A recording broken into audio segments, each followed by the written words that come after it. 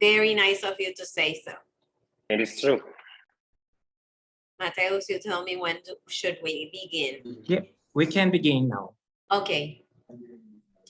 So welcome to Diversity and Inclusion live dialogue session as part of the Diversity, Inclusion and Equality Month. The Global Alliance is celebrating during June. Today, we have a very special guest, a very special speaker to talk about a very important case study. So I am going to introduce you to David González Natal. He is partner and managing director at Llorente y Cuenca North Latin America region. He leads the firm's operations in Mexico, Panama, and the Dominican Republic. David is also part of the company's global executive committee and leads the engagement area at a global level. He has been responsible for the creative transformation of the company and has directed emblematic projects for, among other brands, BBK, BBVA, Coca-Cola, IKEA, McDonald's, Campofrio, Telefónica, Multiópticas, or Gombarri, winners of more than 150, you heard it right, 150 national and international creativity, marketing, and communication awards, including several Cannes Lions, Ojos, Clio Awards, Andy Awards, and Soles, among others, because the time will not be enough for us to mention David's extensive curriculum vitae and achievements. So we're happy to introduce you David González Natal so he can present his case study. Go ahead, David. Thank you for giving us the opportunity to hear your conference. Okay, thank you very much. First of all, Gladys, for inviting me. Let me share the screen and you tell me if you can watch the presentation. Yes, we are. It's okay there? Great. Okay, perfect. So first of all, as I was saying, thank you very much for inviting me.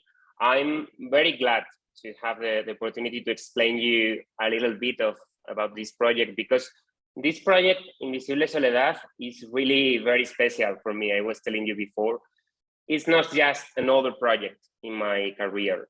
And I think it is special for several reasons. And of course, one of them being the many awards the project has won for the agency. But especially, I think it is because it mixes personal feelings with professional matters. Personal feelings because, and I think this is very common, what I'm gonna say, everything that could be related to my parents, it becomes very intense for me. And this project reminds me in a way to my parents. And also because for a long time, before I developed the project with my team, I had been saying that we as society, also as companies, should focus more on elderly people, because we've spent a long time just talking about millennials and Gen Z and all that very interesting generations. I'm not saying that they are not, but too little talking about senior people and their problems and their opportunities. And this is what you are doing today. So I think that was important. And as I was saying, in the professional side, Invisible Soledad, it's important because in my agency, in LLYC, we have been putting into place for years projects focused on pushing big waves of conversation for brands, for companies, trying to break a little bit the walls between what's PR and what's marketing and what's advertising. And suddenly, in this project, that approach took a whole new dimension. So let me start going back in time. You are watching the slides, aren't you? Okay. Yes. We are in, and this is important because after this pandemic came and COVID-19 came, we are in 2019 when this project starts. BBK, that is one of the most important bank foundations in Spain, contact us because they want to create a campaign that could at the same time elevate the conversation about one of the topics they are covering through their social action, but also allow them to explain the projects they were developing. And the first thing that we did in the team was to study what they were doing and then forgot it. And I say that because too often in communications, we focus too much on what we want to say and how to say it, and we don't see the most important thing, that is to understand what people really care about, which conversation is already in society, but with the potential to grow in the future. I think we are lucky because in our days, we have the tools, the methodologies related to big data that can help us to do this with more probabilities of success. So what we did was to analyze the conversation in Spain about those topics in which BBK was already working and check which one could have more probabilities of being a massive conversation in the next years. And I want to insist in this because when we spend too much time thinking on just what the client, what the company want to say, probably we are not going to be relevant for the conversation people are already having in society. That's why we decided that non-desire loneliness was a crucial matter that was going to be more and more in the media. But at the time, it was still a silent conversation, that it wasn't in the media or in the political scene as it should be. And I remind you that, as I was saying before, we are talking about times before COVID-19, because the situation for these senior people has been even worse later. But this was just before. So after we decided that the loneliness should be the topic, it came more research. We had to study more research to find a way to make this relevant for the media and the society. I mean, as you can see it now, the topic is very important, it's very interesting, but it was, as I was saying, a silent conversation. So we need to find an insight to make it relevant again. And we really found something. You can see here, they are in Spanish because it was Spain where we did it. But those are, for those that are not speaking Spanish, those are news about people that were found dead in their houses. It's a terrible image, a terrible situation, but this was our insight. We discovered that the only important articles we could find about this topic at the time were related to terrible situations in which one person would be found dead in their apartments days after they were gone.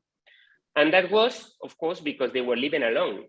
They didn't have somebody to take care or even to visit them, so they couldn't discover they had passed away.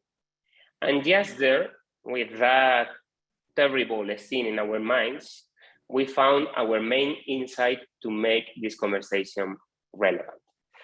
And after the insight, what comes is the idea.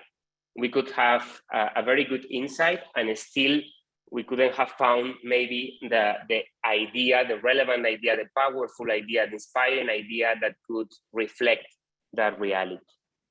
And what we did with that insight was to create an sculpture. And I know how creepy this image is, but this is the origin of the project. We worked with the help of the Mexican artist Rubén Orozco. Now I'm in Mexico. At that time I was in Spain, but Rubén Orozco is a Mexican artist specialized in hyper-realistic sculptures.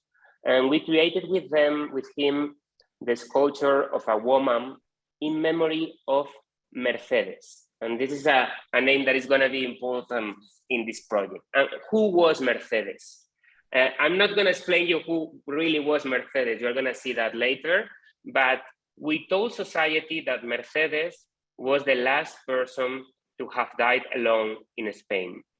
And we placed that sculpture in a park, just in a park, in Bilbao, in a bench, completely unbranded, just with a little plate where you could read in the memory of the last person to die alone.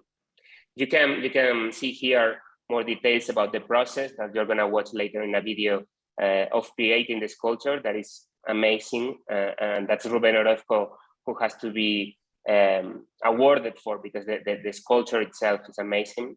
And as I was saying, we placed this sculpture in a bench completely unbranded. You can see here the sculpture and how impressive the sculpture is, because it looks, you will see in the videos, like a real person. Also, it's full of details, as you can see there. For me, one of the details that is the most amazing one probably is the watch. You can see the watch in the hands of Mercedes. That's a subtle idea that we have with the sculpture, because it's time disappearing, ending. In my opinion, it's like very poetic, and also advertising and creativity and communications can be poetic. Sometimes we have to look to culture and to poetry, for example, to find this kind of ideas, but also very sad. It's also a very sad idea, the position of the head, how is she looking, how is she having like the typical or archetypical position that you could think an old person could have alone in a park. And then what we did was to let magic happen for 2 days, 48 hours.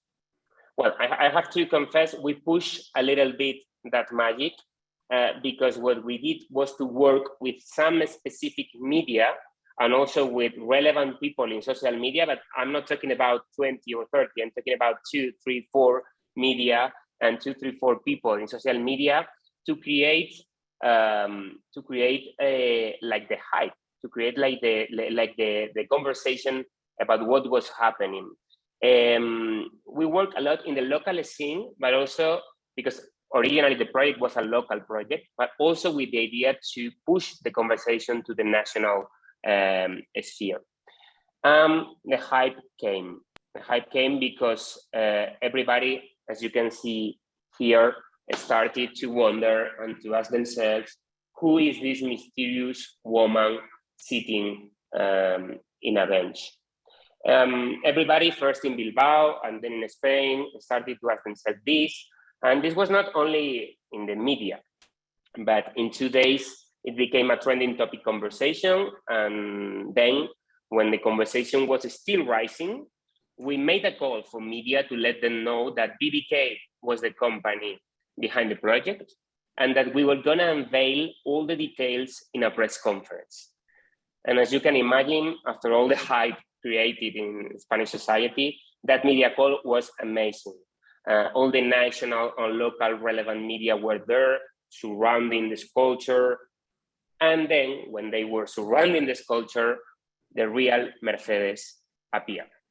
Because as I was saying before, Mercedes was not dead. She wasn't dead, she was alive, but she was living in complete loneliness. And of course, solitude was for her a living death.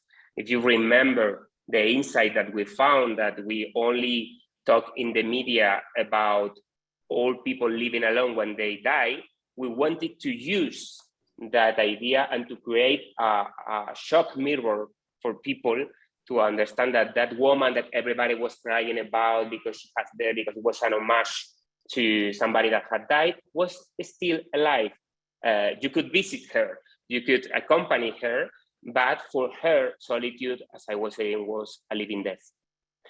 And the image of the real Mercedes sitting in that bench, even touching the hyper-realistic sculpture, became iconic, became really something that spread through the media and through the social media, the two identical women sitting next to one to the other.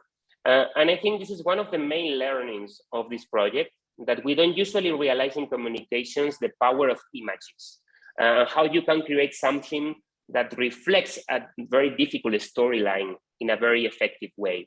Sometimes I have the impression that in communications, in PR, we think too much in messages and too little in images. And images, of course, have this kind of power to explain something very difficult in a very simple way. And for me, simple is hard, but simple is what we need to accomplish when we focus on a project. With what happened with all the media there, that we of course wanted to raise awareness about the social situation, but also we wanted to present all the programs that BBK had developed to try to help with this pandemic that was solitude and that is solitude. And of course, for us in this kind of projects, what's crucial is conversation. And today, conversation needs content. So we launched a branded content to push the conversation even further, to give people something that they could send themselves. I always say that we need to make it easy for people to spread the conversation. So let me play, and Gladys, please tell me if you can listen correctly the video. I'm gonna try to put the subtitles. Let me play that content for you.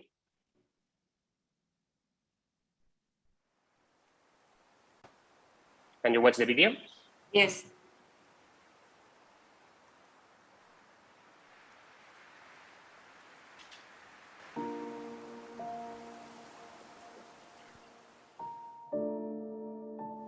En España hay 2 millones de personas que viven solas y en Vizcaya son 60.000.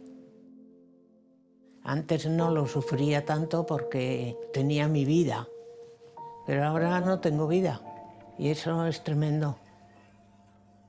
La soledad solo se ve cuando hay un caso de esos que sale a la prensa. Fallecer en la más absoluta soledad y que nadie se percate hasta 15 años después.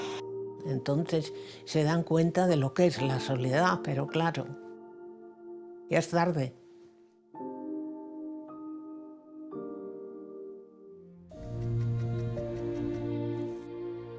Cuando me hizo esta propuesta me quedé en blanco y en 5 minutos le dije sí, hay que hacer algo para que la gente se conciencie. Realmente no te imaginas que vive en soledad, es una mujer muy fuerte, es una mujer muy valiente, pero a la vez sí se nota una cierta tristeza. Ese fue una especie de reto, tratar de captar esas dos vertientes.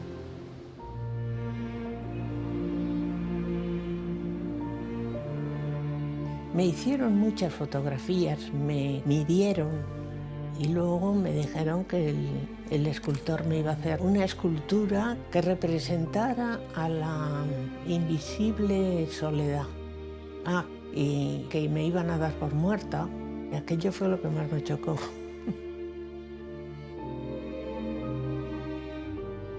Yo soy una privilegiada. El que me hayan escogido es algo insólito.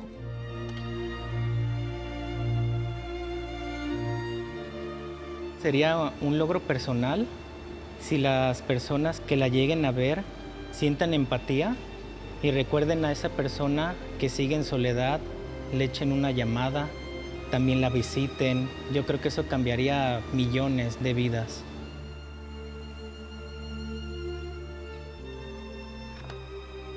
Hay necesidad de hacer algo, concienciar a la gente.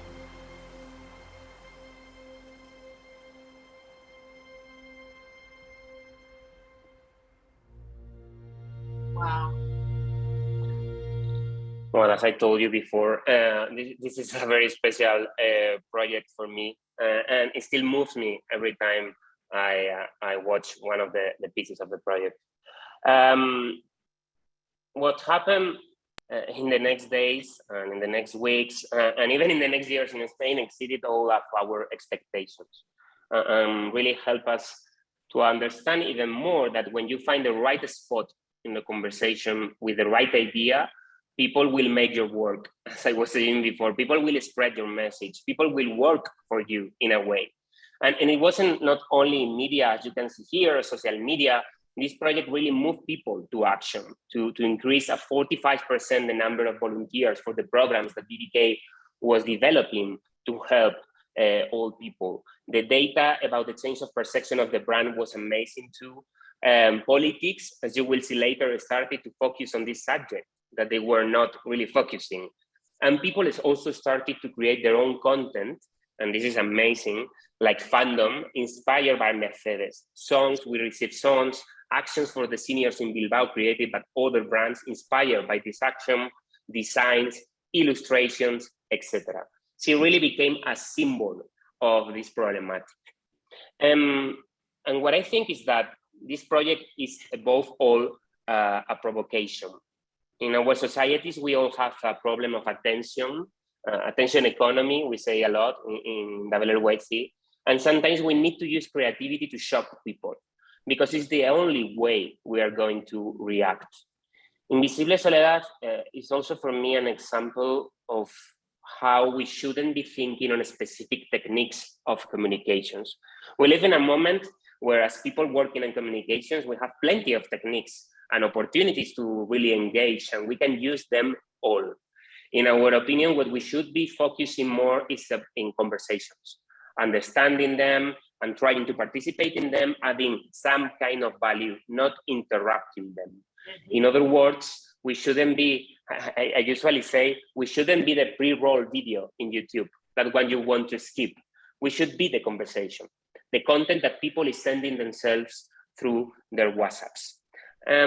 How to become relevant in our days where there is a lot of noise in the social conversations, in the social media, is something that our clients are demanding us more and more. And in this project, like in others we have developed in the agency in the last years, I think we found a key for relevance at the intersection between an insight that is very important for a specific community and an idea that is comprehensible and can move to the mainstream public. As I was saying in the beginning, this project is very special for me. And it's very special because professionally it incarnates many things that we had been thinking and saying, as I was explaining, but here we could really make them tangible. It's not a theory, it's something that you can see, you can watch, that can bring you to tears. And in a personal note, when my parents that live in a little town in the north of Spain watched the content and could see the impact it was having in all the media, and everybody was asking them about this project, they called me and they told me, David, this is incredible, but you know what would be even more incredible? That you could come to visit us more often so we don't feel lonely. And as you can imagine, now that I am based in Mexico and I'm living far away from them, this is a comment I remember very, very often. So thank you very much again for this opportunity. And now, of course, I'll be glad to answer all the questions you could have. But first, let me show you the video case that explains the whole project. Please.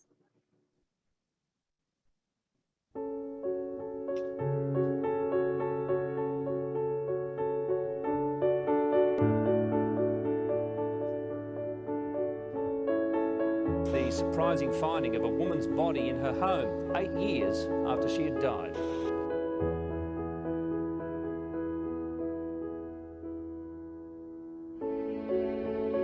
Quienes hoy paseaban por un parque de Bilbao no han podido evitar mirar a una mujer sentada en un banco. No era de carne y hueso, se trata de una escultura hiperrealista. Eso provoca curiosidad porque también invita a una reflexión, la reflexión sobre la soledad de los ancianos. Hay decenas de personas que durante todo el día están pasando por aquí. A estas horas todavía siguen llegando hasta aquí muchas personas interesadas por saber y por conocer a esta solitaria mujer. Ya ha logrado su objetivo, atraer a los curiosos y crear un debate sobre el motivo de su aparición.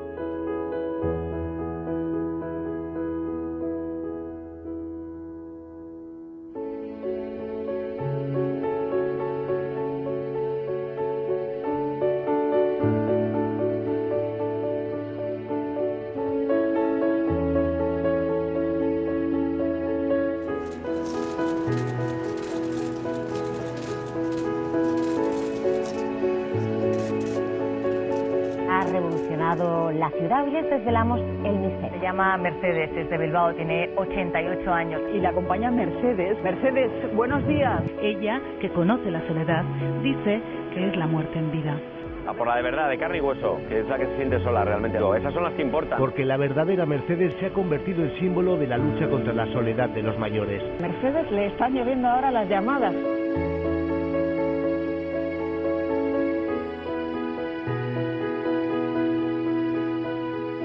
Vamos a actuar ante una problemática creciente en nuestras calles y que afecta a nuestros mayores singularmente, y es aprobar una estrategia frente a la soledad no deseada.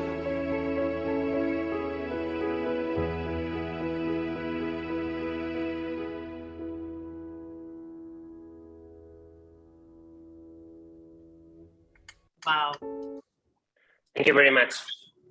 I'm gonna stop sharing.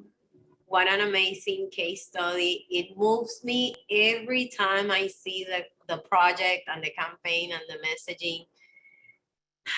It moves me to tears, I have to tell you. So I have, before going to any questions, which I don't see at the time any questions written down here from the group that is attending, I have two questions. I've always wondered, what does the bench said in the little plaque it has in the back? Mm-hmm. If you can provide any specifics. To the last person, the first plate that was unbranded was to the last person, like an homage to the last person to die in loneliness. Okay, so whenever people came close to the bench, they will see not only Mercedes statue or sculpture, but that little message. That first idea, yeah. Okay, and then after the reveal that it was a BBK campaign and initiative, what do you change the message that was written there? Yeah, it changed a lot because the sculpture was like 2 weeks after that. Now BBK has it in a museum they have in Bilbao, but we changed and BBK appeared like in a subtle way. It wasn't like, but it was like an explanation of the project, the website where you could watch the content and the projects and all the reality of the situation. Yeah, it changed like to branded. Like, okay, perfect. And information related to the loneliness. This case I love because of two reasons. First, it responds to a huge insight and a social reality, not to call a social problem, we should be addressing. Because I believe it's not only in Spain, it's globally that we are having people older than, let's say, 60 plus living in loneliness. And I think it's kind of, in a way, it's kind of discrimination with older people, like ageism, in a way, not counting with that experience, with that support, and that person that is still alive that can share in a way, in the way their capabilities allow them to. We are, as a society, we had to count them in. We cannot discard them. So it brings huge attention to a problem that, in the same way Spain is facing it, Puerto Rico is facing it, US is facing it, and Latin America and Europe and all the continents I believe are facing it.